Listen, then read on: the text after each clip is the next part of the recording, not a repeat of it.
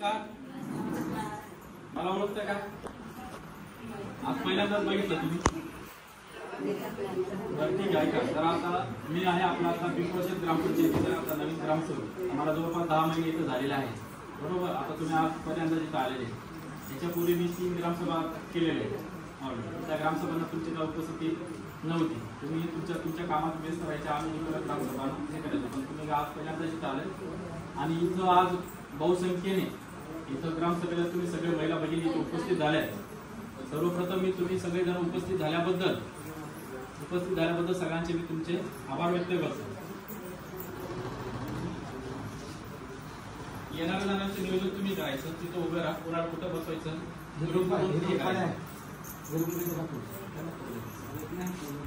तुम्ही इथं उभं राहा आणि कोणाला कुठं बसवायची जागा असेल ना तिथे त्यांना ऍडजस्ट करा. तर आज आपल्या पिंपळशेतची ग्रामसभा इथं आपण आयोजित केलेली आहे. आज आपली जनरल ग्रामसभा पण आहे आणि आपली महिला ग्रामसभा पण आहे. आज आपलं जनरल ग्रामसभेला काही सध्या भात लागवड असल्यामुळे बरेचसे काही ग्रामस्थ इथं उपस्थित झालेले नाही. परंतु आज महिला भगिनी इथं मोठ्या संख्येने उपस्थित झाले.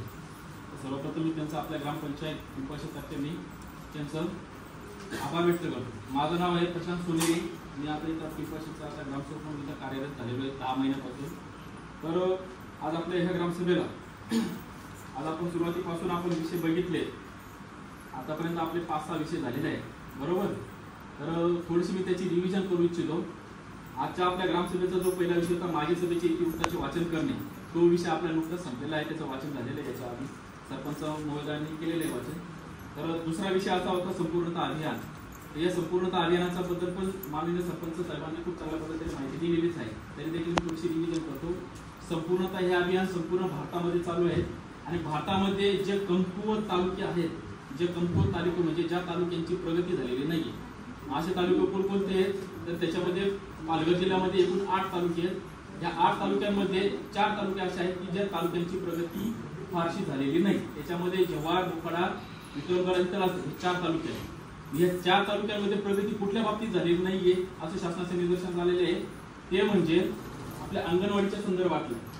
अंगणवाडीच्या संदर्भातले जे विकास पाहिजे होता तो विकास फारसा झालेला दिसून येत नाही. दुसरी गोष्ट शाळांचा विकास पाहिजे त्या पद्धतीने आपल्याला दिसून येत नाही. तिसरी गोष्ट अशी की आपल्या गावामध्ये आरोग्याच्या ज्या सुविधा आहेत, आरोग्य केंद्र वगैरे म्हणतो आपण, त्याचा फारसा विकास झालेला दिसून येत नाही. चौथी गोष्ट अशी की आपल्या ग्रामपंचायत कार्यक्षेत्रामध्ये रस्त्यांच्या सुविधा, विजेची सुविधा, स्वच्छ पाण्याच्या सुविधा, परत नळ पाईपलाईन योजनेच्या सुविधा, घरकुल योजनेच्या सुविधा पाहिजेत. शौचालयाच्या वैयक्तिक शौचालय असतील, सार्वजनिक शौचालय असतील, यांच्या सुविधा, या सगळ्यांच्या बाबतीत काय झालेले तालुक्याचा जो दर्जा आहे, जव्हार तालुक्याचा दर्जा आहे तो घसरलेला आहे. आणि जव्हार तालुक्यात नाही तर पालघर जिल्ह्यामध्ये असे 4 तालुके आहेत, जव्हार, मोखाडा, विक्रमगड आणि तलासरी. तर ह्या तालुक्यांचा दर्जा घसरलेला आहे. मी ह्या तालुक्यांची चांगल्या पद्धतीने प्रगती करावी या हेतूने हे संपूर्णता अभियान चालू आहे. जो आता आपला अजेंडावरचा दुसरा विषय आहे तो संपूर्णता अभियानाचा आहे.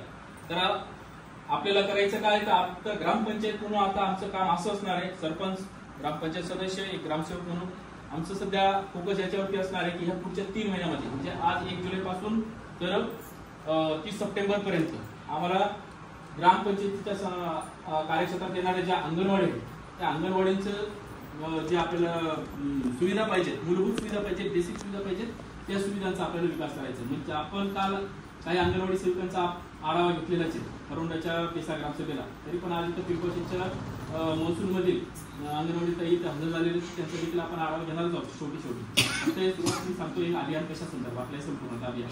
तर आपल्याला अंगणवाडीच्या साठी लागणाऱ्या ज्या काही सोयी सुविधा आहेत त्या आपल्याला चांगल्या पद्धतीने द्यायच्या. उदाहरणार्थ अंगणवाडीला चांगल्या पद्धतीने डिजिटल करून द्यायची. त्या पद्धतीने अंगणवाडीला लाईटची व्यवस्था असेल, पाण्याची व्यवस्था असेल किंवा शौचालयाची व्यवस्था असेल, ह्या गोष्टी आपल्याला द्यायच्या आहेत. अंगणवाडीमध्ये मुलांना जे जातात अंगणवाडीमध्ये त्या मुलांना चांगल्या पद्धतीने गणवेश, बॅगा, शूज वगैरे त्यांची व्यवस्था करायची आपल्याला. तर हे झालं अंगणवाडीच्या संदर्भात. शाळेच्या बाबतीत देखील आपला हाच अशाच पद्धतीची प्रगती आपल्याला करायची. आता आपण ग्रामपंचायतीने एक गोष्ट हाती घेतलेली की सर्व शाळा डिजिटल करायच्या. सर्व शाळांना सगळ्या सोयी पुरवायच्या. म्हणजे त्यांना विद्यार्थ्यांना पुस्तकं हवी असतील तर पुस्तकं द्यायची किंवा त्यांना शाळेमध्ये ज्या काही सुविधा पाहिजेत ते शौचालयाच्या सुविधा, पिण्याच्या पाण्याच्या सुविधा, या सगळ्या सुविधा आपल्याला त्यांना पुरवायच्या आहेत 3 महिन्याच्या याच्यामध्ये. यासाठी आपलं काम सध्या ग्रामपंचायतीचं चालूच आहे आणि ते पुढचे 3 महिन्यात 4 महिन्यापर्यंत आपण ते 100% पूर्ण होईल. सर्व अंगणवाडीच्या संदर्भातलं काम आणि शाळेच्या संदर्भातलं काम. राहिल्या आता बाकीच्या गोष्टी ज्या आरोग्याच्या सुविधा आहेत, आरोग्य उपकेंद्राच्या संदर्भातल्या काही असुविधा होत्या त्या आपण पूर्ण केलेल्या आहेत. आरोग्य केंद्र जे काही खराब झाले होते त्याला व्यवस्थित पद्धतीने आपण त्यांना लाईट फिटिंग वगैरे करून दिली. बाकीच्या पण सुविधा त्यांना पुरवलेल्या आहेत. त्यांची मागणी आली गोळ्या औषधांसाठी, आपण तेही आपण ग्रामपंचायतीकडनं त्यांना पुरवणार आहोत आपल्या ग्रामस्थांना सोयीसुविधासाठी. तर ह्या आहेत आपल्या, ह्या सगळ्या गोष्टी आपल्याला चांगल्या पद्धतीने करायच्या म्हणून संपूर्ण अभियान होता आपला. माझी वसुंधरा हा एक विषय असा महत्वाचा होता, दुसरा विषय आपला. तर याच्यामध्ये सांगायचं अशी गोष्ट आहे की आता तुम्ही बघितलेलं असेल प्रत्येकाला आपण चिकूचं एक झाड दिलंय. आले का तुम्हाला?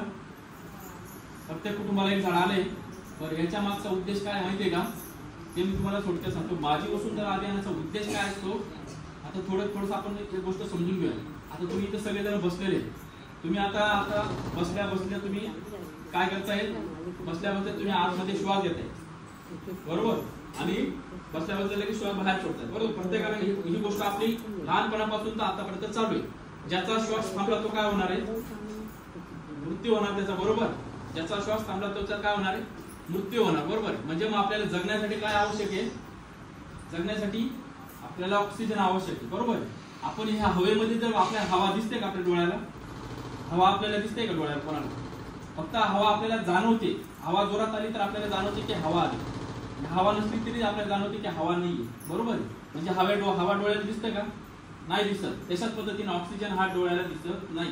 आपल्या हवेमध्ये ऑक्सिजन हा वायू असतो आणि हा वायू काय करतो, आपल्याला जगवण्याचं काम करतो.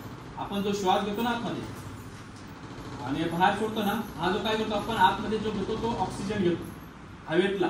आणि मग आता हा ऑक्सिजन जो असतो, हा ऑक्सिजन वायू कोण तयार करतं, हा ऑक्सिजन वायू.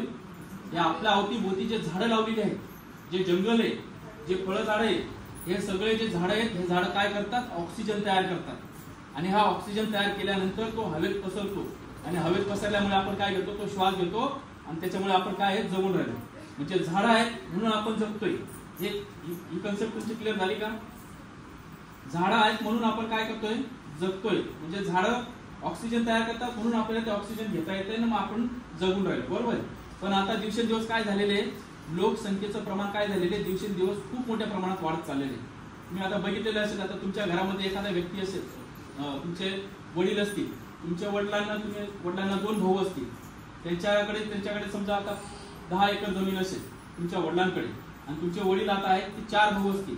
तर 4 भावांमध्ये प्रत्येकाच्या वाट्याला किती जमीन येणार आहे, 2.5 एकर जमीन बरोबर. 4 भाऊ आहेत, 10 एकर जमीन आहे, प्रत्येकाच्या वाट्याला किती जमीन येणार, 2.5 एकर जमीन येणार. आता तुमच्या वडिलांना तुम्ही 4 मुलं असाल, आलं लक्षात, 4 जर मुलं असाल वडिलांना, तर वडिलांना 4 मुलं असल्यामुळे मग 2.5 एकरचे किती भाग होणार, मग म्हणजे याच्याने काय होणार आहे, जमीन कमी कमी होत जाणार आहे बरोबर.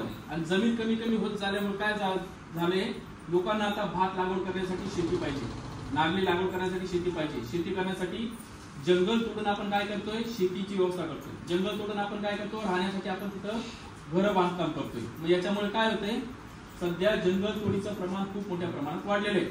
आपल्या आदिवासी भागातही वाढलेले, बाहेरच्या भागातही वाढलेले. आणि मग याच्यामुळे काय झाले, झाडांची कत्तल झाल्यामुळे, झाडांची तोड झाल्यामुळे काय झाले, ऑक्सिजनचं प्रमाण काय कमी कमी होत चाललंय. आणि हे ऑक्सिजनचं प्रमाण कमी झाल्यामुळे काय झाले, सगळ्यात मोठा परिणाम झालाय म्हणजे तो म्हणजे आपल्या पृथ्वीवरची काय झालेली आहे, उष्णता वाढलेली आहे, उष्णता.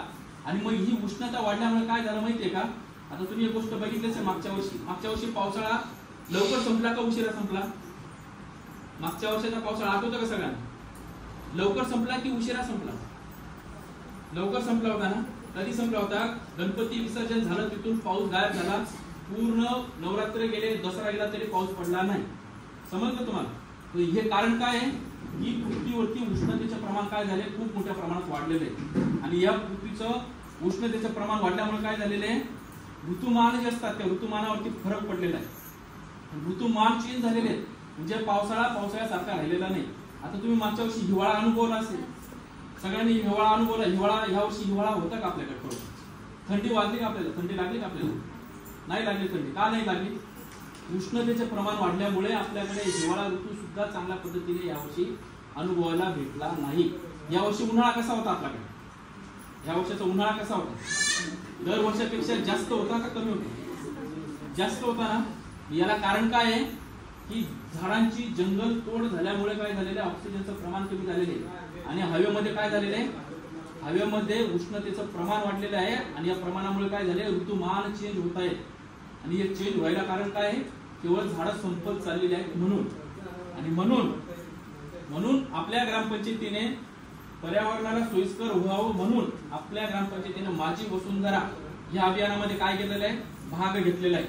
तर माझी वसुंधरा म्हणजे काय, आपल्याला आपली वसुंधरा म्हणजे आपली ही पृथ्वी आपल्याला काय करायची, वाचवायची. ही कशा पद्धतीने वाचवायची, झाडं लावून आपल्याला वाचवायची, बरोबर. म्हणून ग्रामपंचायतीने एक निर्णय घेतलेला होता की आपण आपल्या ग्रामपंचायतीने माझी वसुंधरा या अभियानामध्ये आपण सहभाग घेतलेला आहे आणि हे सहभाग घेऊन आपल्याला काय करायचं होतं की आपल्याला जास्तीत जास्त वृक्षांची लागवड करायची होती आणि ती झाडं आपल्याला काय करायची, ती जगवायची होती, बरोबर.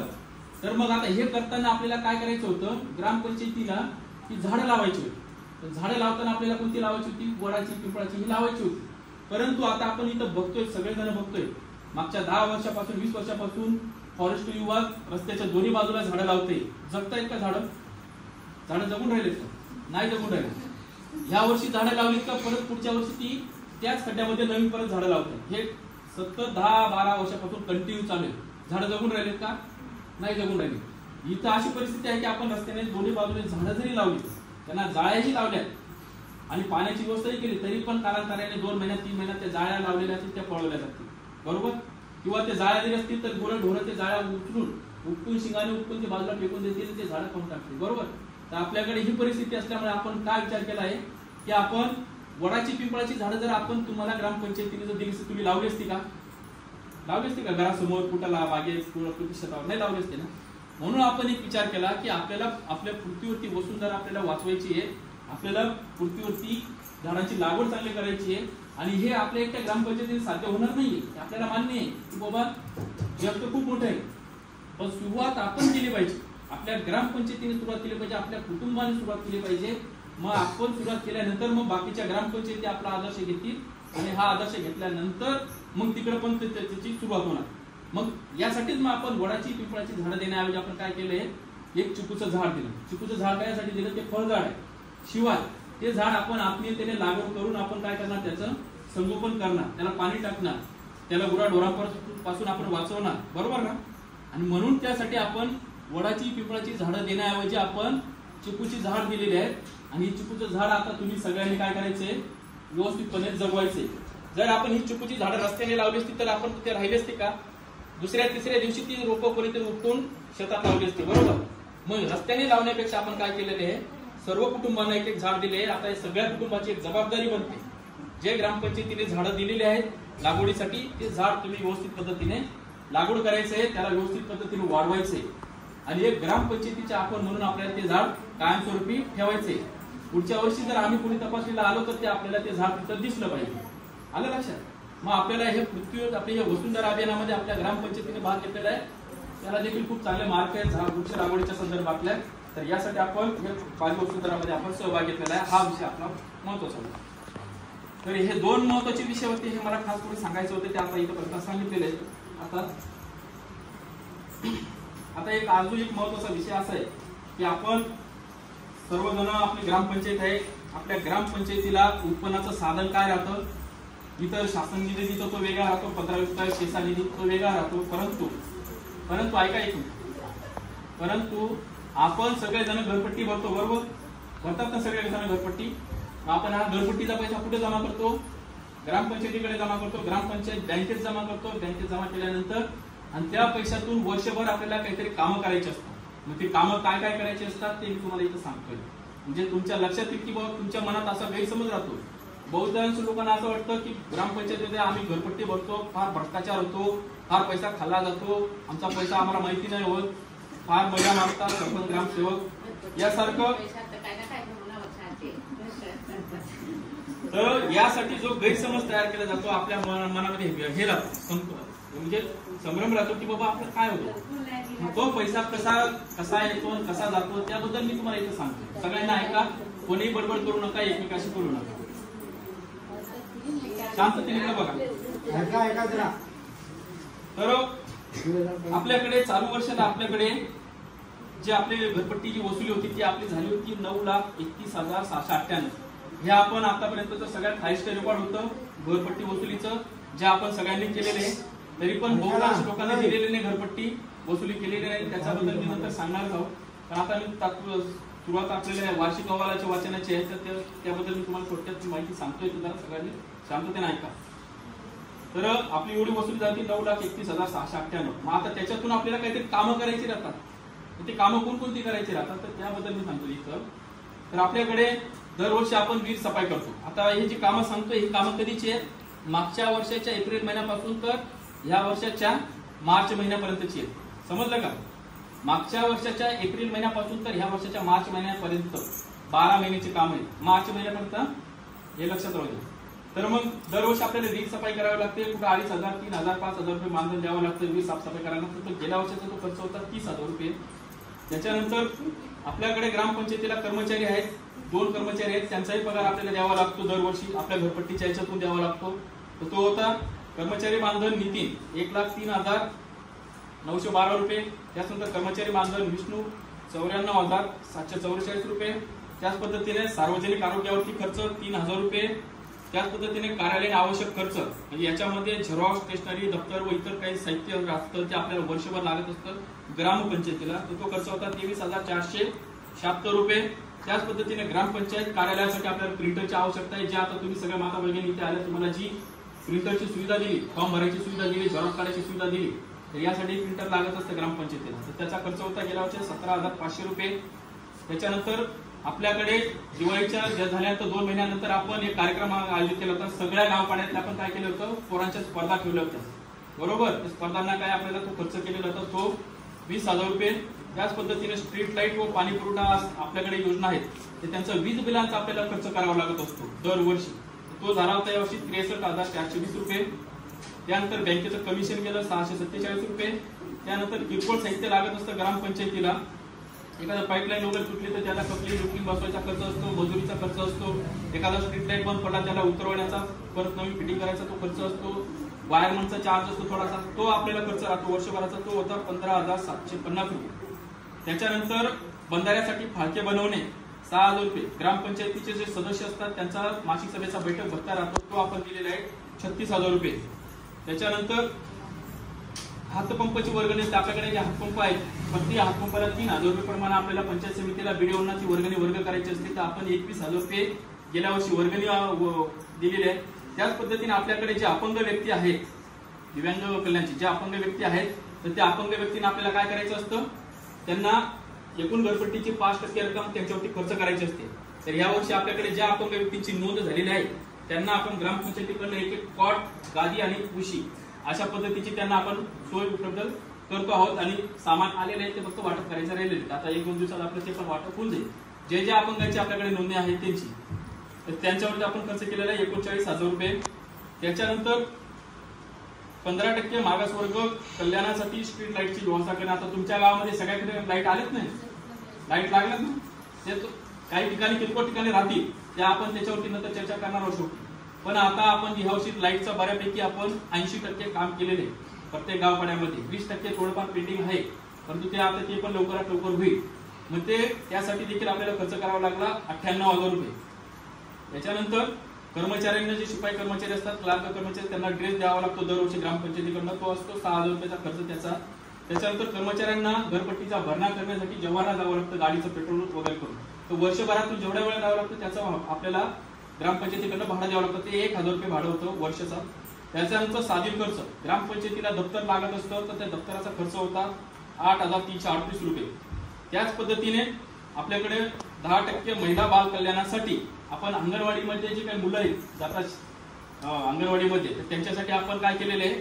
गणवेश दिलेले, शूज दिलेले आहेत. मिळालेत का नाही? मिळालेत ना?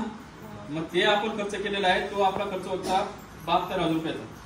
त्याच्यानंतर 10% महिला बाल कल्याण अंतर्गत महिला दिन साजरा केलेला होता. त्याचा आपण काय चहा चिवडाचा खर्च राहतो, काय इतर काही किरकोळ खर्च राहतो, बॅनर बिनर छापण्याचा, तो 6,320 रुपयाचा खर्च होता.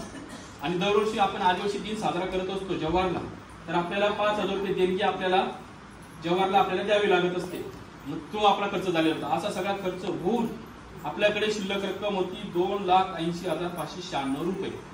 हा होता आपला ग्रामपंचायतीचा जो काय आपण घरपट्टी भरतो तो जमा करतो ते, आणि त्याच्यानंतर काय काय खर्च केला जातो हा. आता तुमच्या मनामध्ये असेल की भयान करोडो लाखो रुपये येतात आणि लाखो रुपये जातात, परंतु हे असं आता ते पूर्वी कधी होत असेल तर मला माहित नाही, परंतु आता ह्या गोष्टी चालत नाही. आमच्या ह्या दप्तर तपासण्या होत असतात, आमचे साहेब 2-2, 3-3 वेळा तपासणी करून जातात. ह्या गोष्टी आम्हाला क्लिअर ठेवाव्या लागतात. तर त्याच्यामुळे जेवढी जमा झाली त्याच्या हिशोब आपल्याला आम्हाला ग्रामपंचायतीवर व्यवस्थित पद्धतीने त्यांना सादर करावा लागत असतो. तर हा आपण आता जमा खर्चाचं वाचन केलेलं आहे.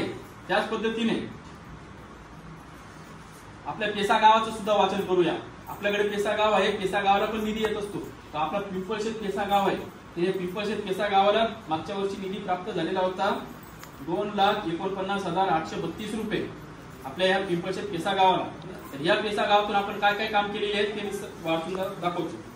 तर ह्या पेसा गावातून आपण अमृत आहाराचं मानधन दिलेले आहे 10,000 रुपये.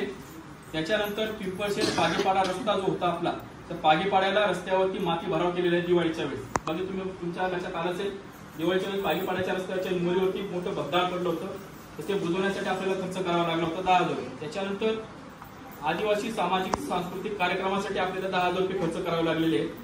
त्याच्यानंतर कोतीमाळ येथे झाडाला पाळ बांधकाम करणे याच्यासाठी 98,000 रुपये आपण खर्च केलेले आहेत. त्याच्यानंतर आपल्या पिंपळशेतच्या गावदेवी आवारात तार कुंपण करणे यासाठी 46,994 रुपये आपण खर्च केलेले आहेत.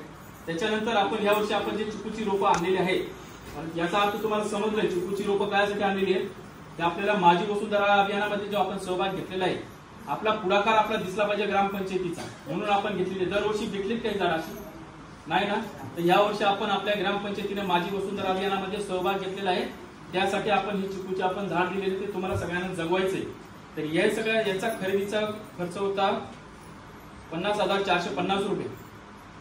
त्याच्यानंतर वृक्ष लागवडीसाठी रोपे वाहतूक भाडे, कारण आपल्याला रोपं वाहतूक करावं लागणार आहे, ते का आपल्याला मोफत कोणी देणार नाही. त्यासाठी पिकअप लागणार, ते रोपं उतरवायला चढवायला वाटप करायला भाडं वगैरे लागणार, तर त्याचा खर्च होता 5,850 रुपये.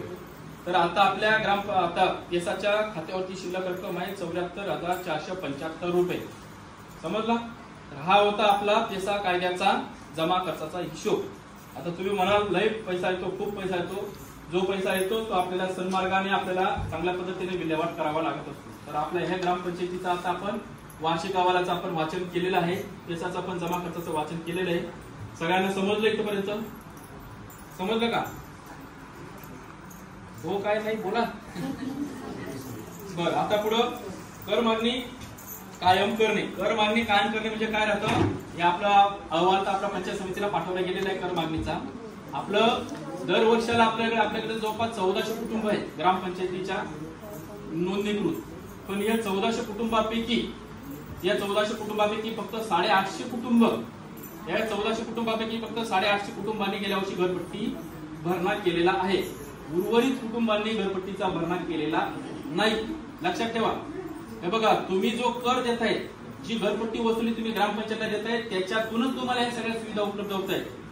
स्वच्छ पाण्याच्यासाठी, मेडिक्लोरसाठी, त्याच पद्धतीने गावातले जे स्ट्रीट लाईटचं वीज बिल आहे, पाणी पुरवठ्याचं वीज बिल आहे, कर्मचाऱ्यांचा पगार आहे, ग्रामपंचायतीचा झेरॉक्सचा खर्च असतो, तुम्हाला जो काही खर्च करावा लागत असतो गावावरती लाईटसाठी, तर हा सगळा खर्च आपल्याला तुम्ही जी वसुली करतात त्याच्यातूनच आपल्याला ह्या गोष्टी कराव्या लागतात. मग त्यामुळे या वर्षी कोणाची थक बाकी आपली दिसता कामा नये. ज्याची थक बाकी असेल गेल्या वर्षी 23-24ची, 25-24ची, काही लोकांच्या 5-5 हजार आहेत, 8-8 हजार वसुली आहेत, त्यांना नोटिसा येतील आता. पण ज्यांची घरपट्टी भरायची ऐपत आहे त्यांनी लवकरात लवकर, जर एखाद्याची घरपट्टी 5,000 असेल पण त्याच्याकडे पैसे 3,000 असतील तर तो 3,000 पण भरू शकतो, 2,000 त्याची थक बाकी राहील रेकॉर्डला. पण जे आहेत ते तुम्ही भरणा करा. पण असं नका म्हणू की 5,000 आहे तुम्ही भरणारच नाही. जो भरणार नाही तर त्याला कुठल्या सुविधा ग्रामपंचायतीकडनं पुढे भविष्यात भेटणार नाही, हे लक्षात ठेवा. म्हणजे सुविधा कुठल्या, ज्या काही वेगवेगळ्या योजना असतात त्या योजनांचा, वैयक्तिक योजनांसाठी काही लाभ आवश्यक असतात त्या लाभाच्या योजना मिळणार नाही. दुसरी गोष्ट, जे आपल्याकडे दाखले सोडले जातात ग्रामपंचायतीकडनं ते दाखले पण उपलब्ध होणार नाही. तर मग त्यामुळे आपल्याला जे काही थक बाकी आहे, ती थक बाकी सगळ्यांनी आपल्याला भरली पाहिजे. ग्रामपंचायतीचे जे कर्मचारी तुमच्या गावात वसुलीला आले तर तुम्ही त्यांना किमान पाण्याची तरी व्यवस्था करा आणि शिवाय थोडंसं घरपट्टीचा भरणा करण्यासाठी त्यांना सहकार्य करा. तुम्ही त्यांना चांगलं सहकार्य करा तर आम्ही पण तुम्हाला तेवढ्या पद्धतीने चांगलं सहकार्य करू. कारण तुमचं आपलं ग्रामपंचायती कम्युनिकेशन चांगलं असलं पाहिजे. तुमच्या आमच्यामध्ये जर वैमनस्य राहिलं, भांडणं राहिले तर तुमचा विकास होणार नाही, ग्रामपंचायत पण व्यवस्थित चालणार नाही. तर ग्रामपंचायत व्यवस्थित चालायचं असेल तर तुम्हाला तुमची थकबाकी आहे ती आपल्याला भरणा करावी लागेल. बरं, थकबाकी भरण्यासाठी पण आपण 2 ते 3 टप्पे ठेवलेले आहेत. ज्याची जास्त वसुली असते तर त्यांनी अर्धी तरी भरावी, अर्धी नंतर भरा. असे 2-3 टप्प्यामध्ये तुम्ही भरू शकता. त्याचं रेकॉर्ड आपल्याकडे मेंटेन केलं जाईल बरोबर. तर हा एक आपला महत्वाचा विषय कर मागणीचा. आपली टोटल आता ह्या वर्षाची कर मागणी आहे 14 लाखाची. आपल्याला जवळपास 14 लाख रुपयाचा आपल्याला वसुलीचा यावर्षी टार्गेट ठेवलेले. गेल्या वर्षी 9 लाख आपण वसूल केलं, पण आता यावर्षी 14 लाखाचा आपला टार्गेट आहे. आणि या 14 लाखामध्ये 5 ते 6 लाख रुपये तर मागच्या जुन्या लोकांची थकबाकी ती वसुलीच आहे. आता जुने लोक जे कोणी याच्यात असतील थकबाकीदार त्यांनी कृपया लक्षात ठेवा, याच्या पुढे जर चांगल्या सुविधा पाहिजे असतील तर तुमची जी थकबाकी आहे ती पहिले आधी क्लिअर करा आणि ग्रामपंचायतीला सहकार्य करा. तर इथपर्यंत आपण विषय कव्हर केले 7 विषय. आता 8वा विषय आहे आयत्या वेळेचा विषय. तर आयत्या वेळेच्या विषयामध्ये आपण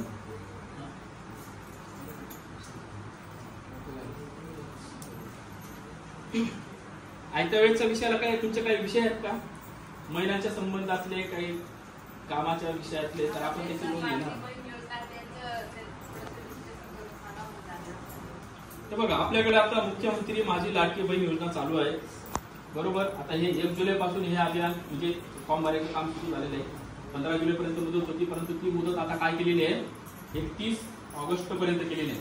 त्यामुळे तुम्ही आता जी सुरुवातीला जी गर्दी केली होती एकदाच अख्ख्या महिला तुम्ही इथं पंचायत इथं जव्हार तालुक्यामध्ये उरुसला एवढी गर्दी नाही राहायची, एवढी गर्दी महिलांची तिथं झालेली होती.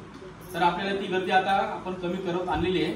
तर आता आपल्याला तुम्हाला कोणाला जव्हारला जायची गरज नाही, फॉर्म घेऊन तुम्हाला तिथं जायची आवश्यकता नाही. ती सुविधा आपण ग्रामपंचायतीने आपल्या ग्रामपंचायतीकडे उपलब्ध करून दिलेली आहे. तर तुमच्याकडे आता याच्यामध्ये काय सांगण्यासारखं विषय म्हणजे आता तुम्हाला सगळ्यांना माहितीच आहेच. तर आपल्याकडे जी वयाची अट होती 21 वर्ष ते 60 वर्ष होतं, आता 60च्या ऐवजी काय केलेलं 65 वर्षापर्यंत केलेलं बरोबर.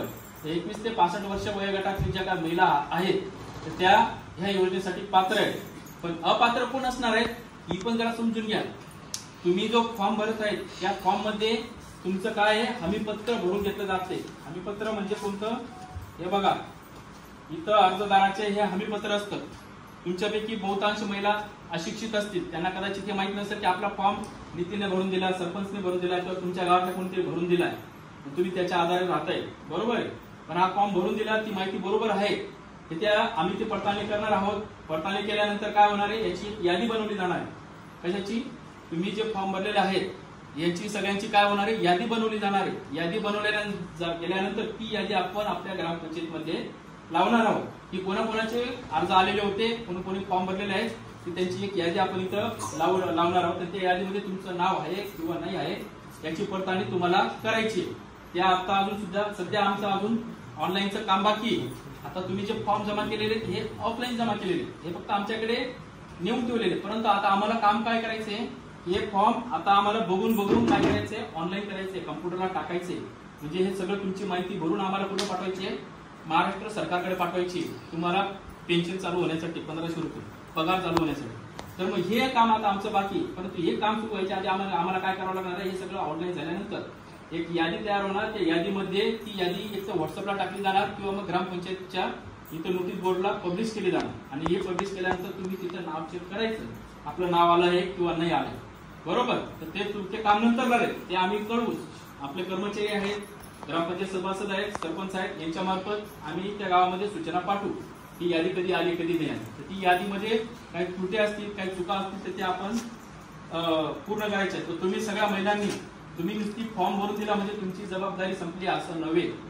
जोपर्यंत यादी प्रसिद्ध होत नाही, यादीमध्ये आपलं नाव येत नाही, तोपर्यंत तुमची जबाबदारी संपलेली नाही. आता फॉर्म भरल्या गेल्यानंतर यादी केव्हा प्रसिद्ध होईल जेव्हा ते सगळे ऑनलाईन होतील. ऑनलाईन झाल्यानंतर परत एक यादी तयार होईल. त्या यादीमध्ये तुमचं नाव तपासायचं आहे. तुमचं नाव आलं तर तुमचं खऱ्या अर्थाने पगार चालू होईल, नाव नाही आलं तर तुमचं काहीतरी कागदपत्र अपूर्ण आहे, त्याच्यामुळे तुमचा अर्ज काय झालाय फेटाळला गेलाय. एक तर बँकेचा नंबर तुम्ही चुकीचा दिला असेल किंवा तुमचा आधार कार्डचा नंबर चुकीचा दिला असेल किंवा इतर जे काही कागदपत्र चुकीचं भरलं असेल त्याच्यामुळे ते जर वगळलं गेलं तर मग त्याला जबाबदार कोणाला धरावं तुम्ही आम्हाला धरावं. पण आम्ही जबाबदार त्याला राहणार नाही. कारण का की तुम्ही जो फॉर्म भरला आहे तो खरा आहे का खोटा आहे याची पडताळणी केल्यानंतर समज. जर फॉर्म मध्ये जर काही कागदपत्र अपूर्ण राहिले तर ते काय होणार वापस जाणार, आणि वापस झाल्यावर ते बाईचं नाव त्याच्यात येणार नाही. मग आपल्याला करायचं काय आहे की जी यादी आल्यानंतर जेव्हा यादी येईल त्या यादीमध्ये आपलं नाव आहे का ते शोधायचं आहे. नाव नसेल तर कुठल्या कारणाने नाव नाही आलं त्याचा आपल्याला काय करायचं आहे, शोध घ्यायचा. म्हणजे एकदा आपण बँकेचं पासबुक व्यवस्थित दिलेलं नसेल, आधार कार्डचं व्यवस्थित दिलेलं नसेल, किंवा रेशन कार्ड आपण भरलेलं नसेल व्यवस्थित, किंवा कुठेतरी सही करायची बाकी राहिलेली असेल, अंगठा द्यायचा बाकी राहिलेला असेल, मग ते आपल्याला काय करायचंय, परत एकदा भरायचंय, परत ऑनलाईन करावं लागणार. त्यामुळे तुम्ही महिलांनी असं गाफील राहू नका की बाबा फॉर्म जमा केला ग्रामपंचायतकडे, माझा आता पुढच्या महिन्यापासून पगार चालू होईल. तर असं नाहीये. ते पहिले याचं सगळं फॉर्म भरून गेल्यानंतर ऑनलाईनला यादी येईल. ती यादी आल्यानंतर त्याच्यात नाव चेक करायचं. नाव चेक झाल्यानंतरच मग तुम्हाला खऱ्या अर्थाने तुमचं नाव आलं यादीत, तेव्हाच खऱ्या अर्थाने तुमचा पगार सुरू होईल. आणि ही झालं पहिली गोष्ट. आता एक गोष्ट अजूनही सांगायचं असेल की तुम्ही जे हमीपत्र भरताय, हे हमीपत्र काय माहिती का तुम्हाला? हे हमीपत्र म्हणजे तुम्ही एखादा स्टॅम्प लिहून देता बघा. तुम्हाला एखादी जमीन विकायची, घर द्यायचंय, संमतीपत्र लिहून देतात का स्टॅम्पवर. 100 रुपयाचा स्टॅम्प, 500 रुपयाचा स्टॅम्प माहिती आहे ना? स्टॅम्प करतात ना तुम्ही, माहिती नाही का स्टॅम्प? मग तो स्टॅम्प करून देतात ना की बाबा मी जे बोललेलो आहे, मी जी माहिती इथं दिलेली आहे ही तंतोतंत खरी आहे, याच्यामध्ये कुठला पण खोटेपणा नाहीये, हे सगळी माहिती खरोखर आहे, याच्यामध्ये कुठल्याही पद्धतीने खोटेपणा नाहीये, हे मी माझा सही आणि अंगठा देऊन हे मी इथं लिहून देतोय. म्हणजे तुम्ही जी माहिती भरताय ती बरोबर आहे का नाही हे तुम्ही एक प्रकारे तुम्ही काय करताय, ग्रामपंचायतीकडे स्टॅम्प लिहून देताय. इथं ह्या हमीपत्रात तुमचा सही असला, शिक्का असला म्हणजे काय, ती माहिती तुम्ही खरी दिलेली असा अर्थ होईल. पण तुम्ही एक गोष्ट लक्षात ठेवा, ह्या मुख्यमंत्री लाडकी बहीण योजनेमध्ये एक अट दिलेली आहे, घरातली जर कोणी व्यक्ती जर नोकरीला असेल, एखादा पोलीस मध्ये असेल, एखादा कुठला सरकारी शिक्षक असेल, किंवा ग्रामसेवक असेल, तलाठी असेल, कृषी सहाय्यक असेल, किंवा क्लार्क असेल, किंवा कुठल्याही सर्व्हिसला असेल सरकारच्या, आणि त्याच्या आईने जर तो फॉर्म भरलेला असेल, म्हणजे काय झालं, तिचा मुलगा नोकरीला आहे आणि ती आई ती फॉर्म भरते, आणि म्हणजे फॉर्म भरून ती काय करते, इथं ग्रामपंचायतीची तर नाही पण सरकारची काय करते, फसवणूक करते. म्हणजे स्वतःचा मुलगा नोकरीला असून सुद्धा ती काय करते, ग्रामपंचायतीची फसवणूक करते. म्हणजे हा तुमचा काय आहे, हा स्टॅम्प आहे. आणि भविष्यात जर कुठलं जर काय भानगड झाली, म्हणजे आता हे ग्रामसेवकला माहित नाही की तुमच्या घरात नोकरीला कोण आहे, हे कोणाला माहिती आहे, तुम्हाला माहिती आहे. आमचं काम काय राहणार की आम्ही ते फॉर्म जमा करणार, ते ऑनलाईन करणार, तुम्हाला लाभ मिळून देऊ, लाभ मिळेल. परंतु ज्या वेळेस सरकारच्या लक्षात येईल की बाबा ह्या ह्या महिलेला हिचा मुलगा नोकरीला आहे किंवा हिचा नवरा नोकरीला आहे, बरोबर, तर मग त्यावेळेस जो काही प्रॉब्लेम होईल तो त्या नोकरीवाल्याला पण होईल आणि त्या आईला पण. त्यांची जेवढी काही शासनाचं चुकीच्या फॉर्म भरून, चुकीची माहिती भरून जो काही शासनाचा पैसा त्यांच्या खात्यावरती घेतला जाईल, त्यावेळेस दोघांना त्रास होईल. एक त्या याला पण होणार, सरकारी नोकरदाराला पण होणार, आणि याला पण होणार. सरकारी नोकरदाराची जबाबदारी काय आहे की त्याने सांगायचंय आपल्या आईला किंवा मी सरकारी नोकरदार आहे, तुला काय पगार असेल तर मी देईल घरी वाटल्यास, पण तू असा फॉर्म भरू नको. म्हणजे काय, शासनाची फसवणूक करायची नाही. महिलांनी पण थोडस लक्षात ठेवा, एखाद्या सरकारी नोकरवाल्याच्या आईने फॉर्म भरला असेल, मग आपण तिचं बघून आपण भरतोय, पण हा सुद्धा मूर्खपणा आहे एक प्रकारचा. तर तुम्ही कायदा समजून घ्या, याच्यामध्ये कायद्यामध्ये अटी दिलेल्या आहेत. जर तुमच्या घरामध्ये जर सरकारी नोकरदार असेल तर त्याला हे फॉर्म भरायची गरज नाहीये, कारण का सरकारी नोकरवाल्यांना ही गोष्ट लागू नाहीये. तर ही गोष्ट फक्त मला सांगायचं होतं, ज्याच्याकडनं चुकून फॉर्म भरला असेल तर त्यांनी त्यांची ती जबाबदारी त्यांची तुम्ही स्वतः घ्यायची. कारण आता हे काम आमचं नाही राहिलेलं, तुमच्या घरात कोण नोकरीला आहे कोण नाहीये हे बघायचं काम आमचं नाहीये. तुम्ही आमच्याकडे फॉर्म भरून